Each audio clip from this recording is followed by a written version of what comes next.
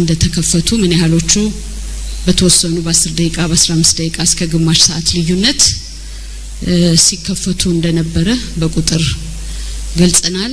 እንደገና ደግሞ በጸጥታ ምክንያት ያልተከፈቱ ምርጫ ጣቢያዎች የሚለውንም ገልጸን ነበረ። እንግዲህ ትናንትና ሰኞ ግንቦት 24 ቀን ድምጽ ሲሰጥ ውሏል። የድምጽ መስጠት ሂደቱ በአብዛኛው ጥሩ በሆነ ደረጃ ሲከናወን የነበረ ሂደት ነው። የኢትዮጵያ ብሔራዊ ምርጫ ቦርድ ይሄንን ሂደት ለመቆጣጠር ለማየት ለመከታተል እንዲችል የሞኒተሪንግ ቲም በተለያዩ ክልሎች አሰማርቶ ነበረ። ስለዚህ ከምርጫ ታዛቢዎች በተጨማሪ እነኚህ የቦርዱ ሰራተኞች መፍትሄ አቅጣጫ ያለውን ስራ ሲሰሩ ቆይተዋል። የተከሰቱ አንዳንድ ችግሮችንም እልባት ለመስጠት የበኩላቸውን አስተዋጽኦ አድርገዋል። እንግዲህ ትናንትና በነበረው የድምጽ መስጠት ሂደት የተወሰኑ ምርጫ ጣቢያዎች ወደ ኋላ ዘግይተው ነበረ። በተለይም አዲስ አበባ ዘግይቶ ነበር። የነበረው ችግር በትናንትናው ማታ መግለጫ ለማስረዳት ሞክሬያለሁኝ። በጣም ረጃጅም ሰልፍ የነበረበት ሁኔታ ነበረ። ሌሎቹ ክልሎች አካባቢ ግን በሰዓቱ በ12 ሰዓት የድምጽ መስጫ ሂደቱን አጠናቀው ወደ ቆጠራ ወዲያው ይጋባሉ።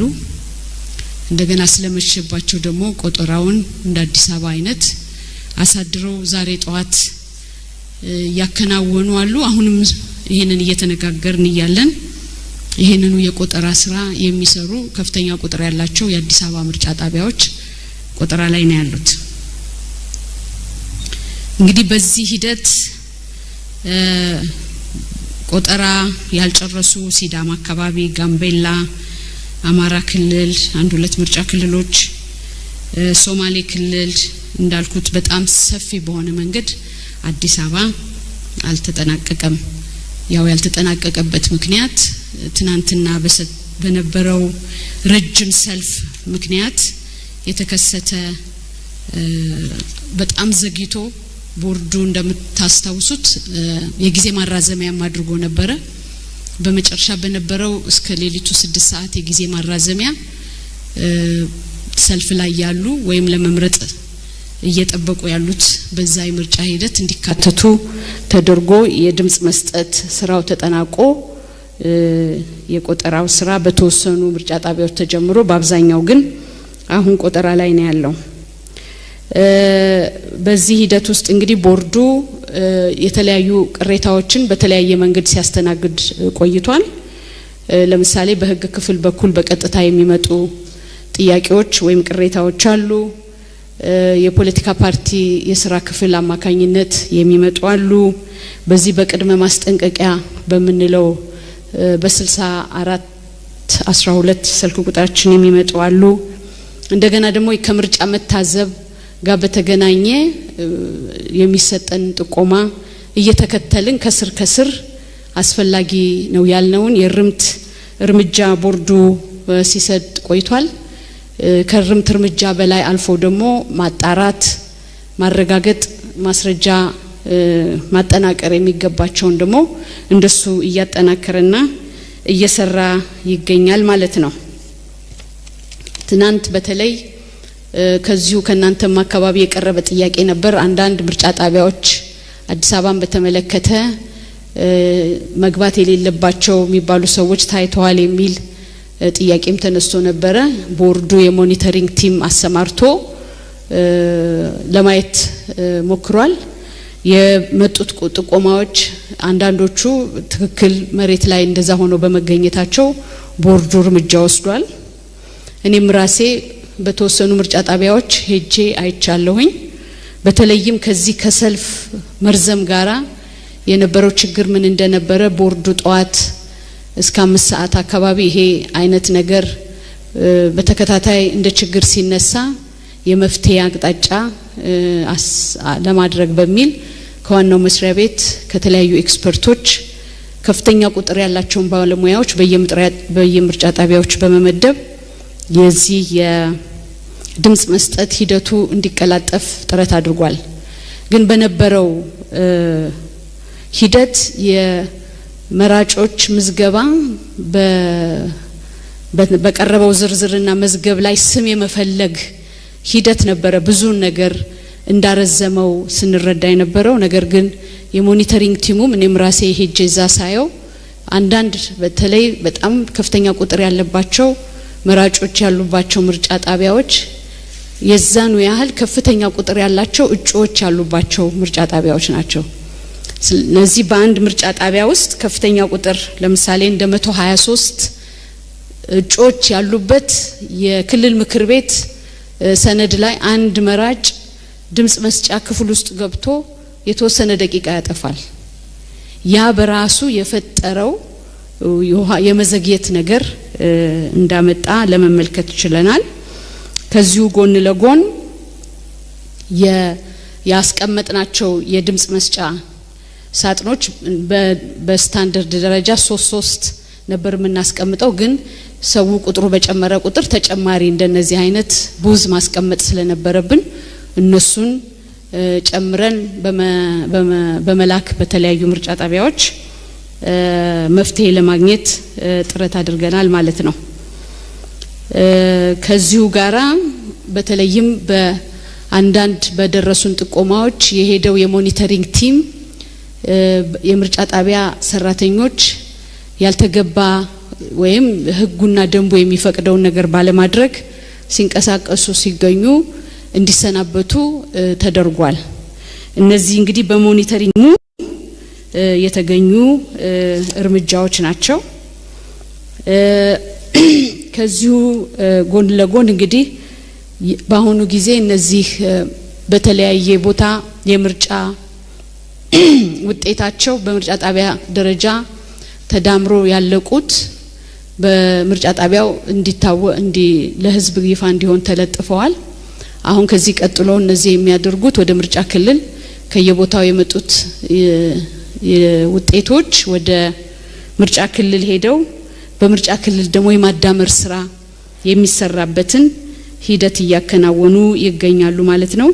እንግዲህ በአጠቃላይ የኢትዮጵያ ብሔራዊ ምርጫ ቦርድ እንግዲህ ሲዘጋጅበት የነበረውን በጣም ከፍተኛ ቁጥር ያለውን መዝጋቢ እጩዎች የመዘገበበትን 7ኛው ጠቅላላ ምርጫ በተሳካ ሁኔታ ከተለጠፈ በኋላ ያ ደግሞ ተዳምሮ ወደ ምርጫ ክልል ይሄዳል። በምርጫ ክልል ደረጃ ደግሞ የሚሰራው የማዳመር ስራ እየሰራ ይገኛል። ማረጋገጥና ውጤቱን ይፋ ለማድረግ ወደ ዋናው መስሪያ ቤት ቬሪፋይ የማድረግ ወይም የማረጋገጫ ማዕከል እንዲመጣ ይደረጋል። ወደ ማረጋገጫው ማዕከል ከመጣ በኋላ ደግሞ እንግዲህ እያንዳንዱ ምርጫ ክልል በመለየት በማየት በዛ ምርጫ ክልል የተወዳደሩት ሰዎች ያገኙትን ድምጽ በዝርዝር በመመልከት በዛ ምርጫ ክልል ከተመዘገበው የህዝብ ብዛት ቁጥር አንፃር የመራጭ ብዛት ቁጥር አንፃር ምን ያህሎቹ የድምጽ መስጫ ወረቀቶች ዋጋ ያላቸው እንደሆኑ በማረጋገጥ ዋጋ የሌላቸውን በመለየት ጥቅም ላይ የማይውሉትን በመለየት ይህንን ሁሉ ስራ በመስራትና ጥንቃቄ በተሞላበት የማጣራት ሂደት ሄዶ መጨረሻ እንግዲህ የማረጋገጡን ስራ ይሰራል። ይሄን የማረጋገጥ ስራ እንግዲህ በተወሰነ የጊዜ ገደብ ማከናወን አለበት። እንደምታውቁት በዛ የጊዜ ገደብ ለማከናወን እንግዲህ ቦርዱ የራሱን ጥረት እያደረገ እየሰራ ይገኛል ማለት ነው። ስለዚህ ዛሬ ባለን ሁኔታ በዚህ ደረጃ ያሉ መረጃዎች ነው ያሉ። በቀጣይነት እንግዲህ እየተከታተልን አስፈላጊ ናቸው የምንላቸው መረጃዎች ለሚዲያና ለህዝቡ የምናቀርብ መሆኑን ለመግለጽ እወዳለሁ። ሌላው በዚህ በባጅ አሰጣጥ በተመለከተ እንግዲህ እንዴት አይነት ችግር እንዳጋጠመ የምርጫ ቦርድ ባጅ አድርጎ ጋዜጠኛን ሀራስ ለማድረግ የተከደበት አካሄድ ትክክል ነው ብሎ ቦርዱ ያምናል። ይሄንን ለቦርዱ እንደ ጥቆማ የሚሰጥ ከሆነ ይሄንን የኛን ባጅ አንጠልጥሎ በጋዜጠኛ ላይ ስራውን በሚሰራ ጋዜጠኛ ላይ እንዲህ አይነት ድርጊት የፈጸመ ቦርዱ የሚጠይቀው ነው የሚሆነው። ስለዚህ ስማቸውን የነበረውን ኢንሲደንት በትክክል ብታስረዳን ቦርዱ በህግ አግባብ መውሰድ ያለበትን እርምጃ ይወስዳል ማለት ነው። ሌሎች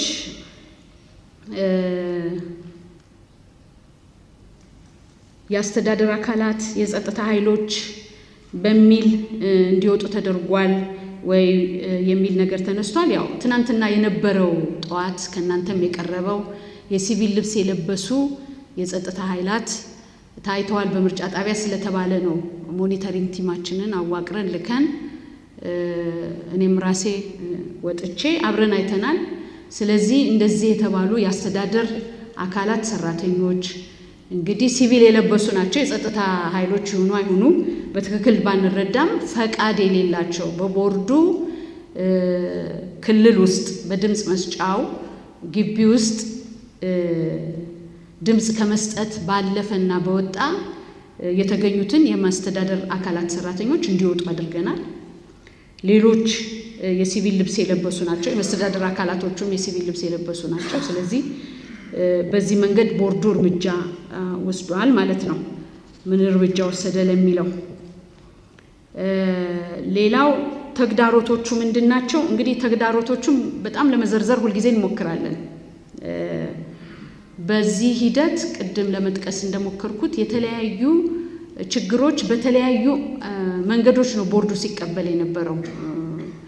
እንዳልኩት በተቋቋሙት ዴስኮቻችን፣ በኮል ሴንተሮቻችን፣ በዚህ በቅድመ ማስጠንቀቂያ ሲስተም እየተጠቀምን። ስለዚህ ተግዳሮቶች በደንብ ነበሩ። ለምሳሌ የፓርቲ ወኪሎች እንዳንገባ ተደርገናል የሚሉበት ሁኔታ ነበረ። ያንን አትገባም የተባለበትን ምርጫ ጣቢያ በመለየት ያንን ምርጫ ጣቢያ ይሄንን ያለውን ኃላፊ ለምን እንዳለ በመጠየቅ የነዚህ የፓርቲዎች ወኪሎች ተገኝተው ምርጫውን እንዲታዘቡ በቆጠራ እንዲካፈሉ ቦርዱ አድርጓል። ለምሳሌ ትናንት በአዲስ አበባ ባየነው መግባት የሌለባቸው የመስተዳደር አካላት ገብተው በመገኘታቸው ይሄንን ጥቆማ ቦርዱ አግኝቶ ሄዶ የማይመለከታቸው አካላት ከምርጫ ጣቢያው እንዲወጡ አድርጓል። ስለዚህ እነዚህ ናቸው ዝርዝሮቹ። ግድፈት የተፈጸመባቸው ወይም የተሰናበቱ የምርጫ አስፈጻሚዎቻችን እንግዲህ የምርጫ አስፈጻሚዎቻችን ሊፈጽሙት የሚገባ ተቆጥሮ የተሰጣቸው ኃላፊነት አላቸው። ከዛ ኃላፊነት ውጪ ሄደው ሲገኙ ቦርዱ ህጋዊ እርምጃ ይወስዳል። ስለዚህ እነዚህንና እነዚህን የመሳሰሉት ተግዳሮቶች እንዳልኩት ምርጫ ትልቅ ስራ ነው፣ ሰፊ ስራ ነው። በተለይ በሀገራችን በጣም ሰፊ ስራ ነው። 54 ሚሊዮን መራጮችን መዝግቦ ድምጽ ማሰጠት በጣም ሰፊ ስራ ነው። ምርጫን ከኔሌለሽ ስራ አይደለም። በዚህ ሂደቶች የገጠሙን ችግሮች ቦርዱ እየተከታተለ ከቁሳቁስ አቅርቦት ለምሳሌ ትናንትና አዲስ አበባ አንዱ የገጠመን ችግር ብዙዎቹ ቅድም እንደገለጽኩት የድምጽ መስጫ ወረቀቶቻችን 2 እና 3 ገጽ ያላቸው ናቸው። በጣም ሰፋፊ ወደ 123 እጮች ያሉባቸው የድምጽ መስጫ ወረቀቶች አሉ።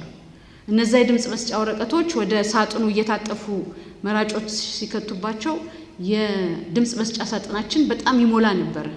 በአቨሬጅ ባንድ ምርጫ ጣቢያ ወደ 2 ድምጽ መስጫ ነበር የምናስቀምጠው። ስለዚህ እንዲህ አይነት የድምጽ መስጫ ወረቀት ማስገቢያው ቶሎ እንዲደርስ ጥያቄ ደርሶ እሱን አይነት የማስተካከያ እርምጃ ስንወስድ ነበር።